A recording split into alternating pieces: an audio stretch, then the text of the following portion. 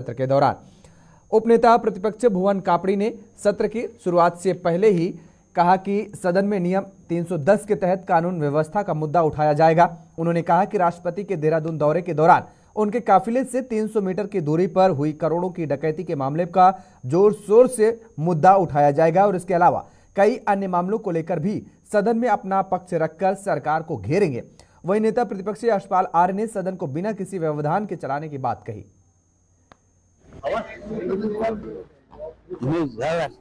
ये पहले देखिए, आज की तैयारी हमारी कानून व्यवस्था जो है 310 में हम लोग उसको ला रहे हैं, जो प्रदेश का बदहाल हाल है उसके लिए कि महामहिम राष्ट्रपति देहरादून में होते हैं और उनके काफिले से 300 मीटर दूर डकैती हो जाती है। ऐसी घटनाएं हुई हैं और बहुत सारे मामले हैं कानून व्यवस्था के प्रदेश में जो चरमरा गई है।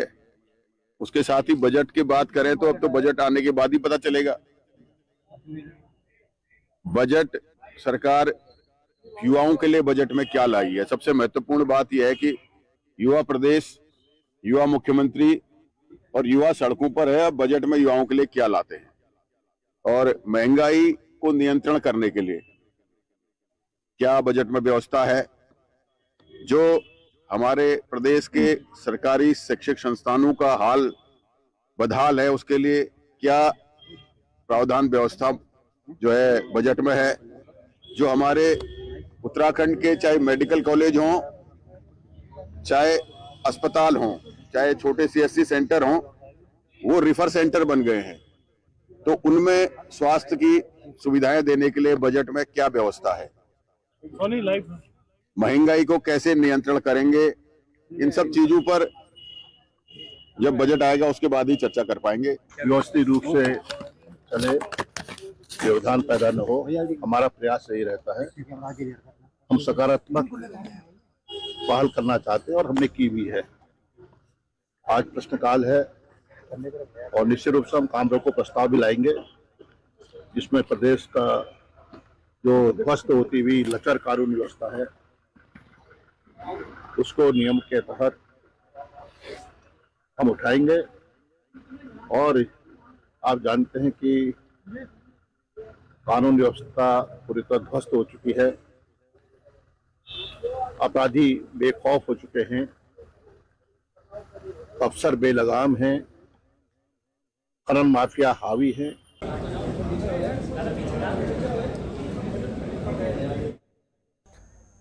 और पूर्व नेता प्रतिपक्ष एवं चकराता विधायक प्रीतम सिंह ने सदन में नियम 310 में कानून व्यवस्था का मुद्दा उठाया। उन्होंने सदन की कार्यवाही रोककर चर्चा करवाने की मांग की। हालांकि नियम 58 के तहत इस पर चर्चा हुई है। वहीं पत्रकारों से बातचीत में प्रीतम सिंह ने सरकार पर मनमाने तरीके से सदन को चलाने का आरोप लगाया। उन्होंने कहा कि सरकार विपक्ष के सवालों से बचने के लिए सदन को जल्दबाजी में चला रही है। सरकार जो है मनमाने तरीके से सत्र को जो है संचालित करने का काम कर रही है। कल जो है राज्य का पाल का अभिभाषण जो है सदन में हुआ, हम समझते थे कि शायद सरकार 2 दिन इस पर चर्चा कराएगी और उसके बाद जो है बजट जो है सदन में रखेगी और 2 दिन उस पर चर्चा कराने के पश्चात विभागवार जो है बजट पर चर्चा कराएगी। लेकिन सरकार जो है हठधर्मिता पर आमादा है और वो चाहती है कि जो प्रदेश के ज्वलंत मुद्दे हैं जिसे विपक्ष जो है सदन के अंदर उठाने का काम करेगा, उसका जवाब देने में पूरी तरीके से अक्षम है। इसलिए जल्दी जो है सत्रावसान करना चाहती है। लेकिन हमारी कोशिश होगी, हमारा प्रयास होगा, जो भी समय हमारे पास है हम प्रदेश के जो ज्वलंत मुद्दे हैं उसको सदन के अंदर उठाने का काम करें। आज हम 310 के कार्य स्थगन के माध्यम से जो है कानून व्यवस्था जो इस प्रदेश में लगातार बिगड़ती जा रही है उसको प्राथमिकता। वहीं बीजेपी के प्रदेश कार्यालय में आज लोकसभा चुनाव प्रबंधन समिति की बैठक का आयोजन किया गया। इस बैठक में बीजेपी के राष्ट्रीय महामंत्री और चुनाव प्रभारी दुष्यंत गौतम और प्रदेश बीजेपी अध्यक्ष महेंद्र भट्ट भी मौजूद रहे।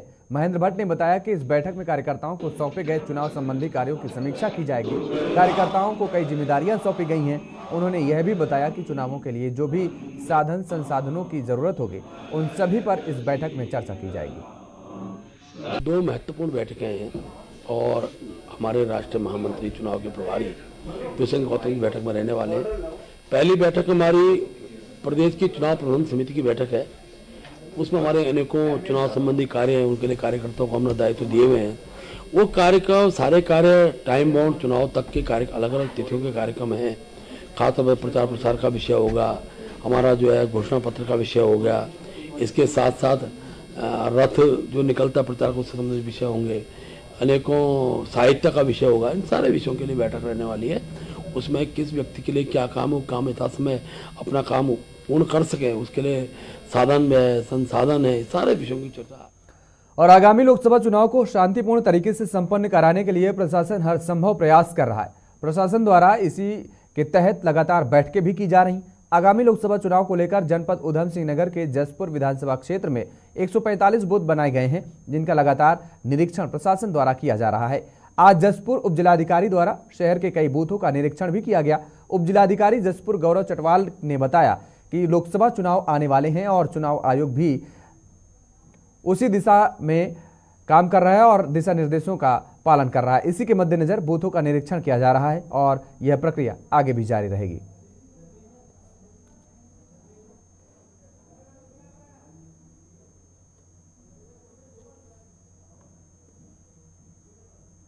है और सर पे है, और तो इलेक्शन कमीशन से भी सभी एआरओ को निर्देश हैं कि वो अपने पोलिंग बूथ्स का भ्रमण कर लें। और पोलिंग बूथ्स पे जो बेसिक फैसिलिटीज़ वही हम उसको देखते हैं कि रूम्स में 2 दरवाजे हों कम से कम। वैसे ये किसी जगह ये पॉसिबल नहीं भी हो पाता तो कंपलसरी नहीं है, लेकिन कोशिश यही है प्राथमिक तौर पे की जाए कि 2 दरवाजे हों, लाइन सही से लग जाए, फर्नीचर हो। तो वो चीज़ों को देखते हुए आज जो है हम शहर के कुछ बूथ्स का निरीक्षण कर रहे हैं और ये आगे भी जारी रहेगा और हमें सभी बूथों को एक बार कवर करना है। ये सभी विधानसभाओं में मॉडर्न एक मॉडर्न बूथ, एक सखी बूथ और एक PWD वोटर्स के लिए एक बूथ बनाया गया है और उसमें जो भी उनके लिए सुविधाएं होंगी उसका भी ध्यान रखा।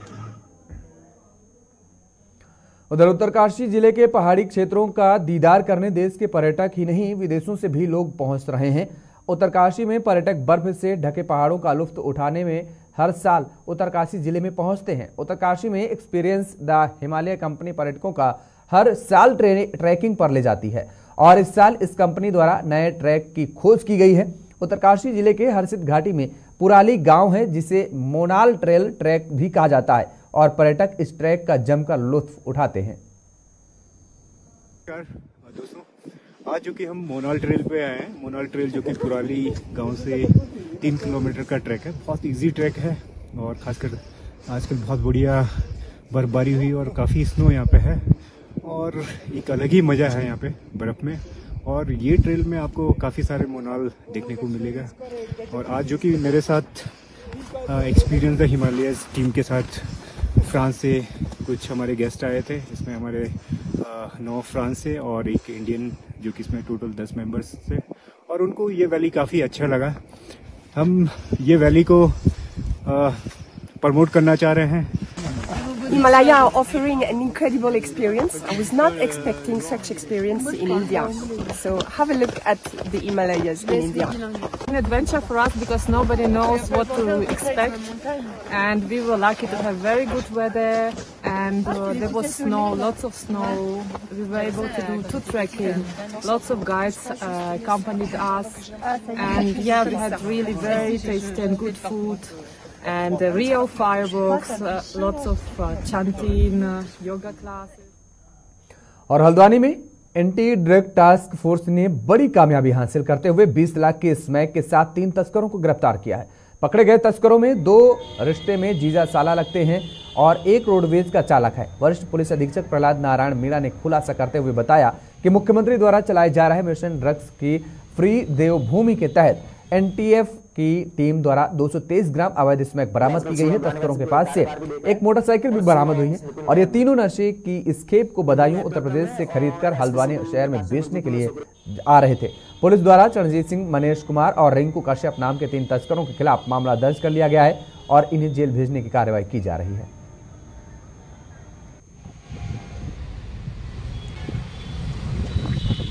जैसे माननीय मुख्यमंत्री जी का एक ड्रग फ्री देवभूमि का अभियान चल रहा है, उसी के क्रम में हमारी जो टीम है वो समय समय पर ऐसे नशा तस्कर जो है उनके खिलाफ कार्रवाई करती रहती है।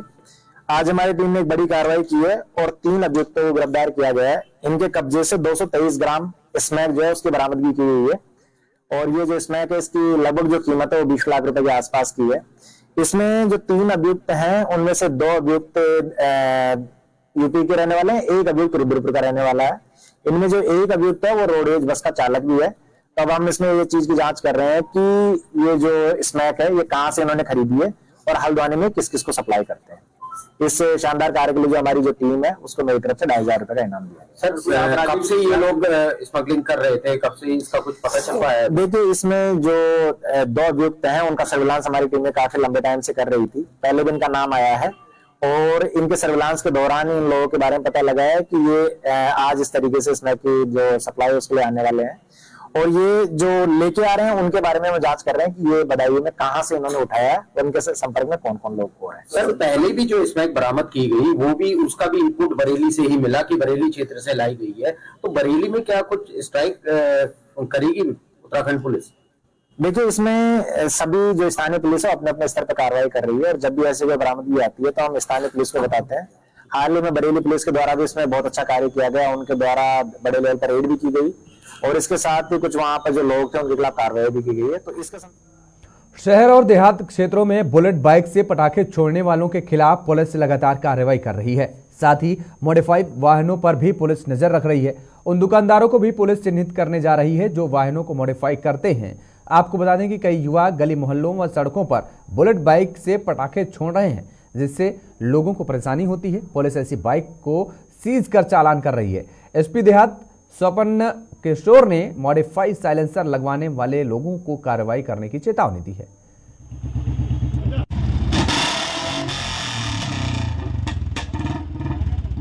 इसमें वरिष्ठ पुलिस अधीक्षक हरिद्वार महोदय के द्वारा निर्देश दिए गए थे सभी प्रभारी निरीक्षक और थानाध्यक्षों को कि वे अपने अपने क्षेत्रांतर्गत जहां कहीं भी इस तरह के मॉडिफाइड साइलेंसर वाले बुलेट या अन्य किसी वाहन के बारे में जानकारी मिलती है तो उसके विरुद्ध आवश्यक कार्रवाई करेंगे और उस आदेश के अनुपालन में लगातार कार्रवाइयां चल रही हैं। विगत दिनों भी देहात क्षेत्र के कई थानों में इस तरह के वाहनों के विरुद्ध बुलेट के विरुद्ध कार्रवाई की गई है और ये भविष्य में भी चलती रहेगी। ऐसे जो वाहन चालक हैं, दोपहिया वाहन चालक जिनके मॉडिफाइड साइलेंसर लगे हुए हैं, उनसे भी अपेक्षा की जाती है कि वे तत्काल उस मॉडिफाइड साइलेंसर को हटवा लें, नहीं तो उन्हें भी आगे भविष्य में कार्रवाई का सामना करना पड़ेगा। सर जैसे कहीं जो भीड़ भाड़ वाले इलाकों में वहीं पे कहीं हूटर बजाते हैं, कई बार दिक्कतें होती, उनके खिलाफ भी जो वो दुकानदार और उनके खिलाफ भी ऐसे में आम पब्लिक से भी अपेक्षा है कि वे जागरूक नागरिक होने के कर्तव्य का परिचय देते हुए ऐसे लोगों की वीडियो रिकॉर्डिंग कर लें और वो पुलिस को उपलब्ध करा दें।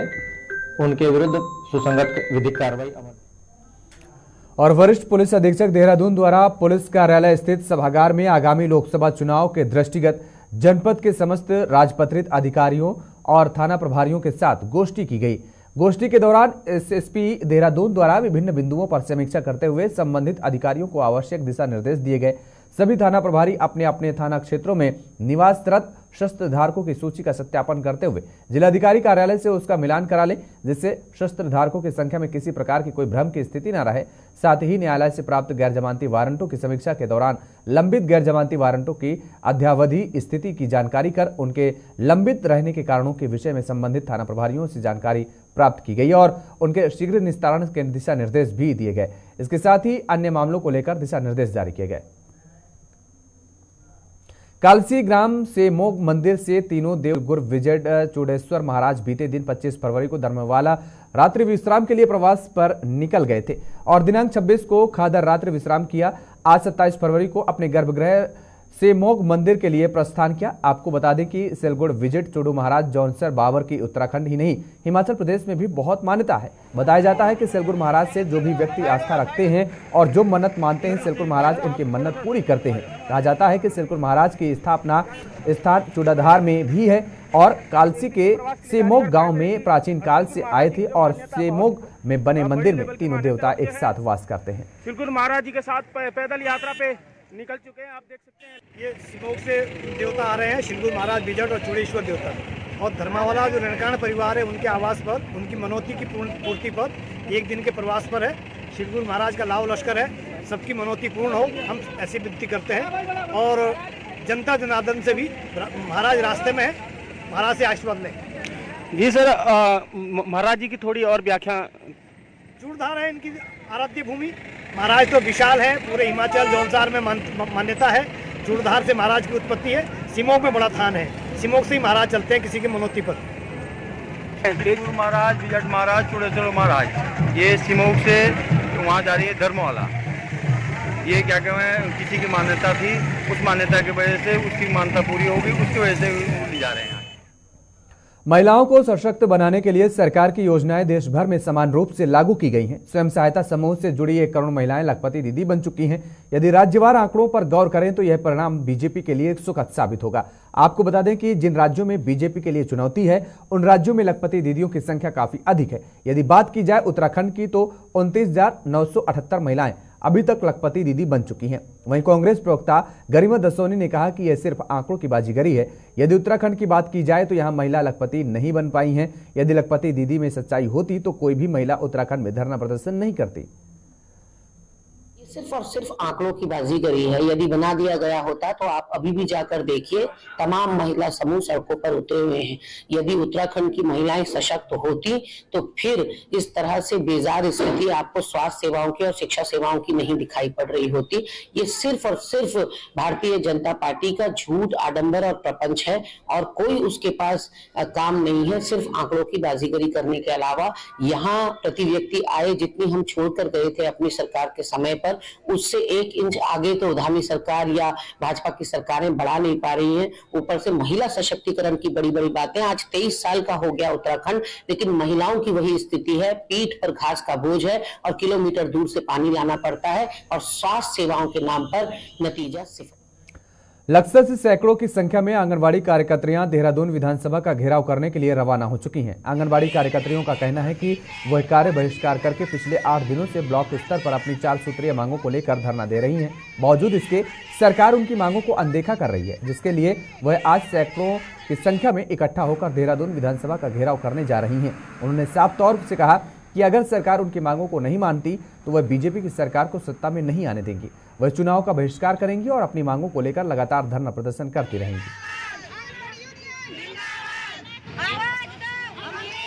देखिए, मैं यहाँ से लक्सर ब्लॉक से ब्लॉक उपाध्यक्ष शबनम, तो आज जो हमारे साथ हमारी बहनें सैकड़ों की संख्या में उपस्थित हैं।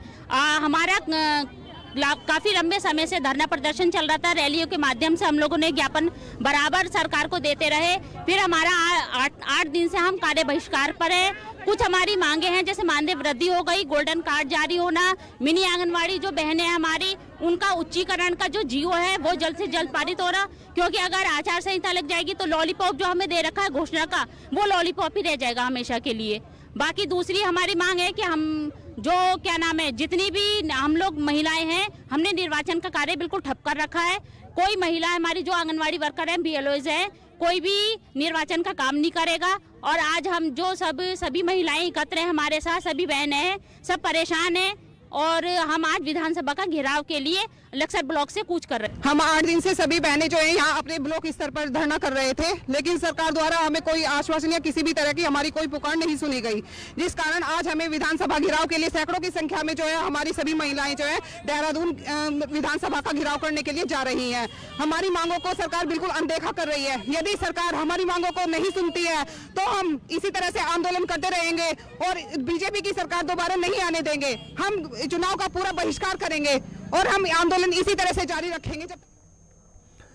सोमवार को आंगनवाड़ी कार्यकर्त्री ने जिला मुख्यालय अल्मोड़ा में जोरदार प्रदर्शन किया। नारेबाजी करते हुए आंदोलनकारियों ने वेतन बढ़ाने के साथ ही राज्य कर्मचारी पोषित करने की मांग की है। आंदोलनकारियों ने कहा कि यदि उनकी मांगें नहीं मानी जा रही हैं तो वो धरने पर बैठने पर मजबूर होंगे।